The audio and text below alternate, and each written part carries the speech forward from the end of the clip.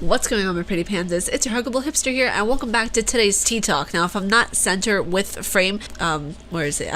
Sunlight. Yeah, I don't want that burn my eyeballs. Now, for those of you who are just as excited as I am about this new Pokemon movie, sit your booties down. We're going to review it in a little bit, but today I want to go over two articles first before that I found really interesting in the gaming community. So the first article that we're going to get into today is boldly stating Nintendo Switch could soon play Gears of War, Halo, and other Xbox One exclusive. Now, I don't want a small screen for Gears of War and Halo and Xbox. I've never played Halo before. I think the graphics look absolutely amazing. It looks stunning. It looks great, like she is beat to the gods, but I don't want it on that small screen. I really don't. I mean, the Switch, I have not yet played on a Switch. I would love to play on a Switch, but that small screen, like I'm over there. Like it's about this big-ish, I would say. That's not big enough to play Gears of War. Like the graphics for Gears of War is absolutely stunning. Now, it states here in the article that Microsoft is teaming up with Nintendo to bring its popular Xbox Game Pass and other Xbox content to the Switch. According to the latest whispers, while that might sound very unlikely, or sound like unlikely, does it really say sound like unlikely? I was, okay, hold on a second, my writing, my grammar Nazi is taking over. Oh, that might sound like unlikely. Do you see this here? Do you see what I'm seeing right now, honey? I'm sorry to critique your grammar, person who wrote the article by Aaron Brown. Aaron, I am so sorry to critique your grammar and your writing, and maybe that sounded a lot better in your head than it did on paper, but what did you mean by when you wrote, while that might sound like unlikely? While that might sound unlikely, it actually makes a lot of sense. Bringing a subscription service like Xbox Game Pass to Nintendo Switch is really no different than any other subscription service like Netflix or Spotify. True point. Since the Nintendo Switch can be played on the go via the built-in 6-inch touchscreen display, something the Xbox One isn't capable of, it could reach an entirely new group of playing consumers. But with a new branch of playing consumers brings a whole host of problems for Xbox. So I understand that they want to put these games on here, which actually, I have to take that back. It might not bring an issue for Xbox because all the Xbox One content would be linked up to the store on the Nintendo Switch, so they're still buying from Xbox no matter what. I take that back. So, it also states here the traditional territorial approach to game consoles with exclusive titles and no crossplay between rival machines is starting to change. Fortnite players on Nintendo Switch can already take on Xbox One owners in online multiplayer, which I think is cool. I really do. I really hope that PlayStation does the same thing. Winkety wink wank wank, because I would love to play Bloodborne. I would also love to play The Last of Us, which is only on PlayStation. Please bring it to Xbox. So if you guys want to read the rest of the article, everything will be down in the description below for your viewing pleasure. And the next article I really want to dive into is what to expect in the upcoming Sony PS5. I found this article last night. I was really hype about it, and I thought, a lot of my viewers play on the PlayStation. They might want to know about this. It states here in the article that after years and years of speculation about having an upgrade from PS4 to PS5, finally it is time that the predictions turn into a reality. Now, I just want to inform you guys this article was posted just yesterday, so, I don't think anything really updated that quickly, but you never know what could happen. Avid video game players are for sure on hype right now after Sony has finally announced that they are finally launching the most awaited PS5. We also know that it took them a long time after they released their PS4, but it seems like it was worth the wait, and the PS5 is expected to blow our minds away because of its unexpected and surprising features. Now, we already know that they're not going to be at the E3 Expo this year. We already know that PlayStation is planning on hosting their own event, which kind of a slap in the face not gonna lie. Now, it states at the end of the article, which is to be expected, it's something I predicted, I'm not surprised by. From what Sean Layden has said, we can assume that the PS5 is coming very soon, and this time for real. The official announcement is supposed to be this year, and the new PlayStation will be revealed in 2020. So yeah, I told you guys, either a release date of this year of an announcement or a release date of 2020. Which the thing is that they may be announcing the release date in 2020, but it might not be released until 2021 or the end of 2021 or 2022, quite possibly. You never know. With hardware, it takes a long time, and they've been hyping it for the better part of a year and a half now. It doesn't happen with Xbox, but just don't mind me.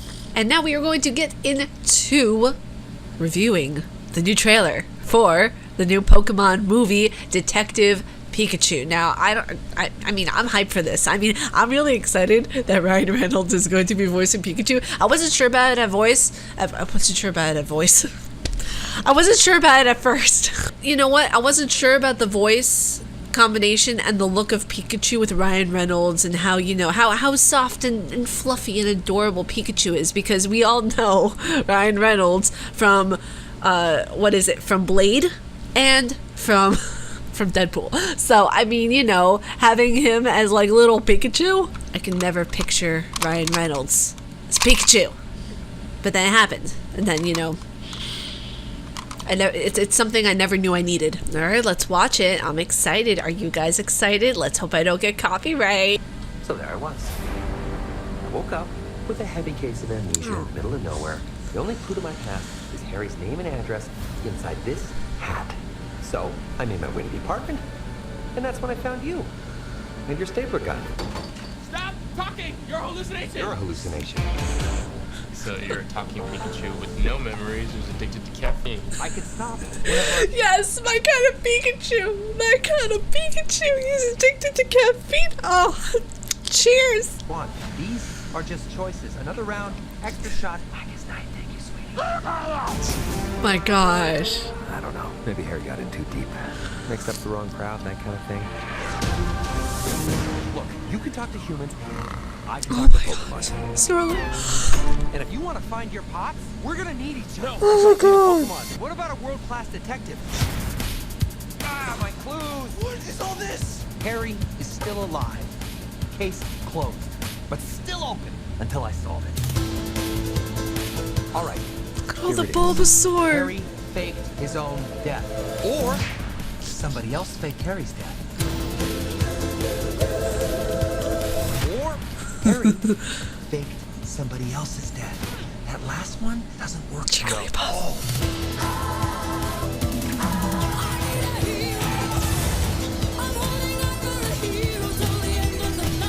Oh my god.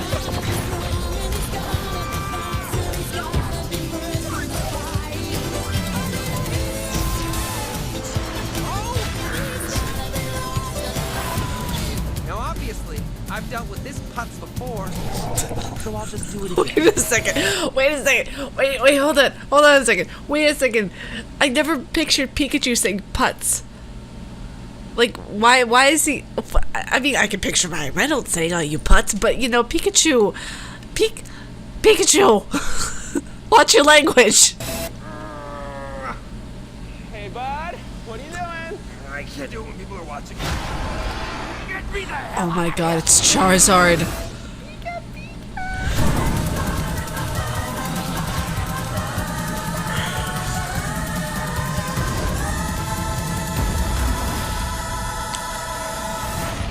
That's a twist. That's very twisty. That was Mewtwo. Get him! He's barely moving. Don't tell him that. Oh, he's on a bike. Quick, get in front of him. Stop. Oh, no. He's going down hard, Tim. Should have worn a helmet. Oh my god. Okay, wait a second. Hold on. How did that happen? Wait, okay, first of all, I want to know, why did they make some of the Pokemon look so damn scary? I don't remember them looking that scary. Jesus. I don't understand. Okay, you know what? Some of them just looked kind of spoopy. I mean, you know, if you were to see a Pokemon, you know, in everyday life, you'd be like, "Ah, you look at that Wartortle. Look at that little Pikachu. Look at that Charmander." Like that. You know what? I always thought that they were supposed to be adorable. They weren't supposed to look like things that were hiding under my bed. I still can't get over the fact that I saw Pikachu saying "putz," like "you putz." Like, that's just great. I love that so much. I cannot wait to see this film. I sound so hipster. Cannot wait to see this movie. I cannot wait to go, okay. I cannot wait to go in there and be like, yes, Pikachu, yes. I can't wait. I'm so excited. I am excited for this. Like I said, I didn't think Ryan Reynolds' voice would work with this guy. I didn't think it would be possible. And then I heard it, and then it grew on me. And then I was like, thank you, Ryan Reynolds. Thank you, Pikachu. Thank you for being the thing that I never knew I needed. So moving on, there is an article that will be down in the description below, and I'm going to be adding like bonus articles every now and again that I think are interesting, that I think you guys might like. And this one is on why Blood Rain needs a reboot. And what have I been saying? what have I been saying? We all been knew that Blood Rain needs a reboot. So that article will be down in the description below for your viewing pleasure.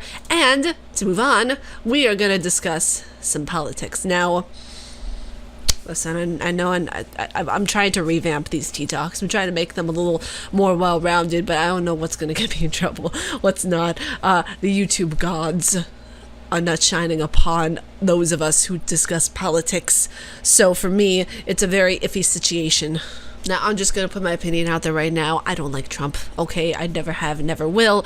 The thing is that I found his show, The Apprentice, entertaining when I was younger, but you don't think an entertainer will become president. Enough said. But when I saw this article, I was very much intrigued by it because for those of you who have watched the entire trial that happened with Cohen, that was interesting. That was something. That was like a mafia hearing. It states here in the article from CNN, Republican lawmakers ask Justice Department to investigate Michael Cohen for perjury. Now, there is a video that is embedded within the article itself. Let me know what you guys think of it, because I rarely or very seldom do I ever talk politics ever. I used to a little bit more back when I was beginning my channel, when I was getting more hot-headed, but for all intents and purposes, for all the opinions that are left down in the comments below, you know, as you guys know, I don't restrict you guys from saying anything, unlike a lot of YouTubers. So say what you want, just be civil about it. That's just my rule. Now, it states here in the article that two of President Trump's closest allies in the House Oversight Committee referred Trump's former personal lawyer, Michael Cohen, to the Justice Department Thursday for possible criminal prosecution, claiming to have had evidence that Cohen committed perjury and knowingly made false statements to lawmakers during the day-long testimony Wednesday. Now, for those of you who saw that, oh my God, that was a bloodbath and a half. I never thought I would be one to like the tea being spilt by our lawmakers, by our politicians. But you know what? This is not only entertaining, it is sad what's going on in politics right now, considering the fact that not a lot of people watch politics, not a lot of millennials, and it's the truth, not a lot of millennials bother to watch politics because either A, they're just not interested, or B, they don't want to have the negative mindset of going into something which actually has a lot to do with their future. So for me, I watch politics, even if I don't agree with it, I watch it because I want to keep in the know of what's going on to be able to be more well-versed whenever I'm talking with people, essentially. And that's something that, a lot of people don't force themselves to do because they don't, I'm gonna sound like a bitch right now, but they don't bother to take the time to be well versed a lot. And if people want to not watch politics, but at least go and research things on the internet, which a lot of my friends do, a lot of people do, and they just don't watch the news, that's totally cool. But to block yourself out entirely and just have this 360 blinder all around you and just go, "Be gone, demon, go away, politics," it's just, it's kind of illogical nowadays, especially with how much technology we are being infused into, honey. You don't have a choice but being kind of surrounded by politics. So it's going to be interesting to see how different people react to the Cohen trial. This is going down in history. This is remarkable, regardless whether or not you watch politics, regardless of what you believe in as far as politics go. It's crucial, and I feel like it's something that is extraordinary to witness. You know, as sad as it may be, as horrifying as it may be, it's something that we have to experience in order to be more well-versed for our future, for our children's future. So yeah, let me know down in the comments below what you guys think. I would love to get your input. Again, just be civil about this. I absolutely love hearing your guys' input on heavy topics such as this. Instead of doing a Korean word of the day, I am going to end things off with some tidbits and little factoids. So we all lack food, right? We all lack food. So we are going to discuss a little bit of the food in South Korea, one of them being kimchi. Now, a Korean dish is based on rice, vegetables, and meat, much like a lot of dishes. Kimchi is the national dish and is eaten with most meals. You usually get it as like a little side right next to your main course. Kimchi is made from a variety of fermented foods. It can be stored for a very long time, and you can have either regular kimchi or spicy kimchi. Now, banchan is an assortment of smaller dishes inclusive with your main dish. So you may have like kimchi, you may have like a side of tteokbokki, you may have like a side of rice, you might have a side of like, I don't know, like corn or something. Like a corn, by the way, very popular in South Korea. They put it on the pizza. I'm living for it. Yeah, that was a little bit of the food in Korea. Now, if you guys want me to do like a full-on video or anything like that discussing the cultures and different kinds of food, all that kind of stuff in accordance to what I am learning, because I am learning all about the culture. I'm learning all about the language. I've actually been learning the language for the past year and a half now, so I'm more than happy to do a video on it. But yeah, if you guys like my face and what I do, please be sure to subscribe and hit the bell down below, because I make videos every weekday and a podcast every Saturday. Stay casually nerdy, you guys, and I will talk to you all in tomorrow's podcast. Peace.